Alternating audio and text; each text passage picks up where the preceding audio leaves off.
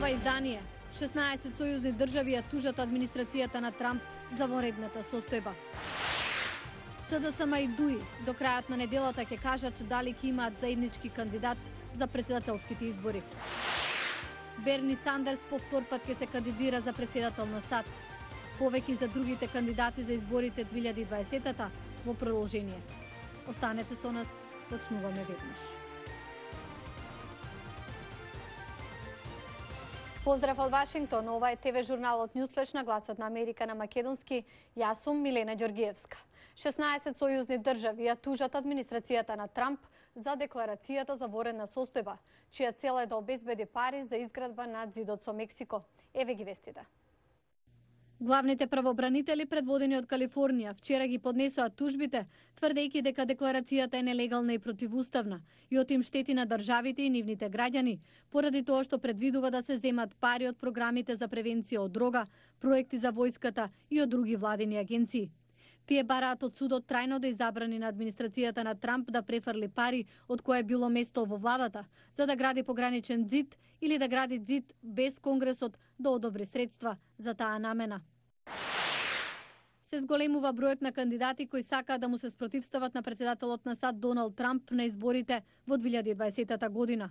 Сенаторот од Вермонт Берни Сандерс вчера објави дека и тој се приклучува на трката.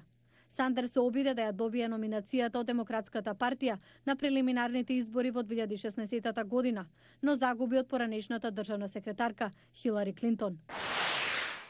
Се думи на британски пратеници најавија дека ќе формираат независна група откако ја напуштија лабористичката партија.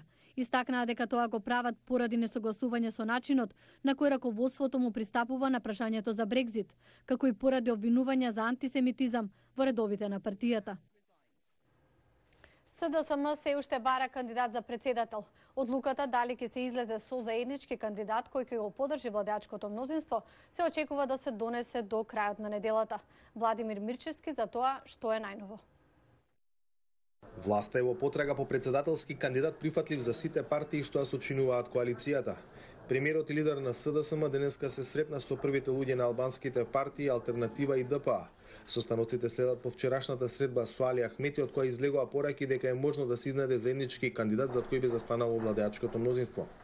Колебливоста кај социјалдемократите кои првично најавија избор на кандидат на партиска конвенција, за потоа да следат натре коалициски консултации и дадоа отворен простор на опозицијата која минатиот викенд избра свој играч за изборите за шеф на државата. Заев сега не бара председателски кандидат, бара послушник кој што ќе го аминува криминалот на картелот во власта. И нема ништо од демократски норми во овој избор. Членството ќе биде ставено во функција да гласа за изборот на Артан Груби. Најголемата владеачка партија се уште вага кој кандидат прифатлив и за коалициските партнери би поминал добро и кај партиското членство и кај поголем дел од општеството.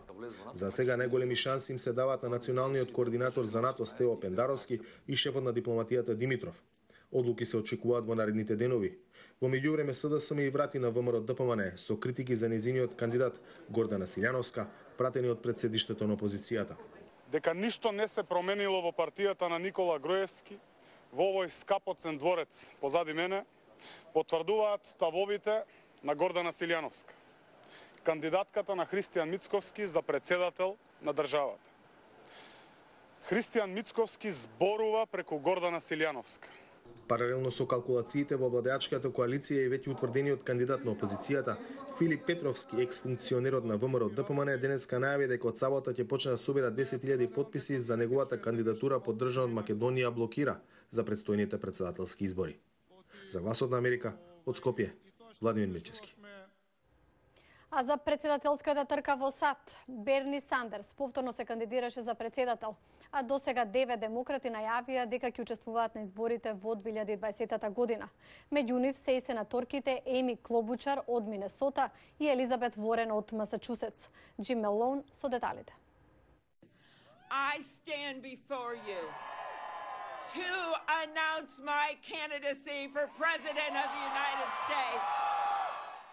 Меѓу последните кандидати на демократите е сенаторката од Минесота, Еми Клобучар, која се надева дека ќе изгради база на поддршка на Средниот Запад. Немам политичка машинерија и пари, но имам решителност. Официјално сега во трка е и сенаторката од Масачусетс, Елизабет Ворен. Таа се залага за надминување на економската поделба во земјата. This is the fight of our lives. Ова е борба на нашите животи. Борба да ја изградиме Америка каде соништата се остваруваат. Америка која работи за сите. Уште еден ран кандидат е сенаторот од Нью Џерси, Кори Букер, кој во рамките на кампањата во Ајова вети дека ќе работи на надминување на националните поделби. Да се обединиме заедно против поделби и да бидеме сигурни дека нацијата повторно ќе биде во подел. Благодарам. Неколку жени и малцински кандидати се во трка на страна на демократите, со што е понудена најголема разновидност досега, вели аналитичарката Елейн Камарк. Многу разновидност на терен. Тоа е она што ја карактеризира Демократската партија денес. Поголемиот дел од демократските кандидати имаат либерални ставови за економијата, животната средина и социјалните прашања. Со толку многу нови лица во трката, кандидатите ќе настојуваат рано да се истакнат, вели Џон Фортиер. Мислам дека клучните кандидати и оние кои добро ќе работат ќе имаат изборна единица или во прогресивното криво на партијата која навистина се бори против Трамп или особено во афроамериканската заедница. Кандидатите може да бидат различни, но демократските гласачи најверојатно се фокусирани на една обединувачка цел, вели Лари Сабато. Што е најважно за демократите? Ако веруваме во она што го слушаат, јас верувам, тоа е дека тие сакаат кандидат кој има најдобри шанси да го победи Трамп. Од негова страна, председателот Трамп сака да ја базира демократската председателска област далеку налево, како што тоа го направи на митингот во Тексас.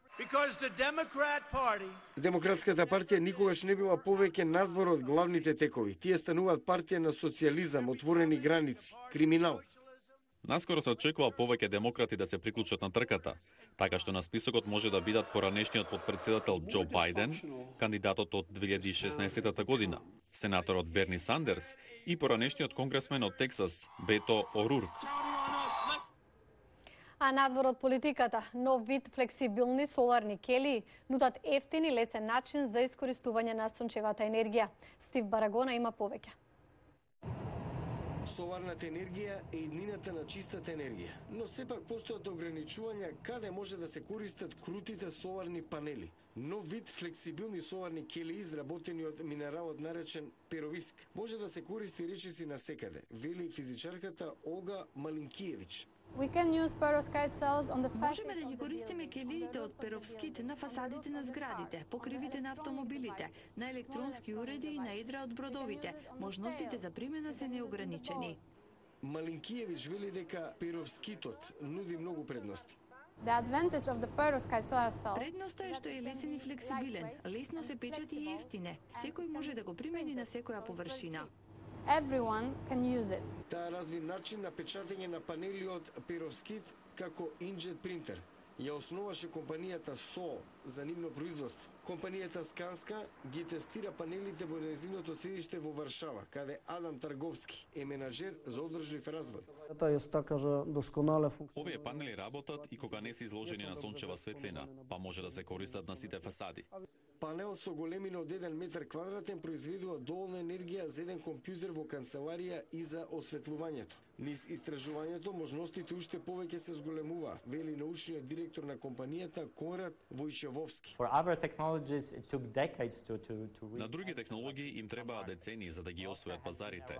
Перовскитот се истражува само неколку години, значи има уште многу да се направи, но воглавно сметам дека има прилично неограничен потенцијал.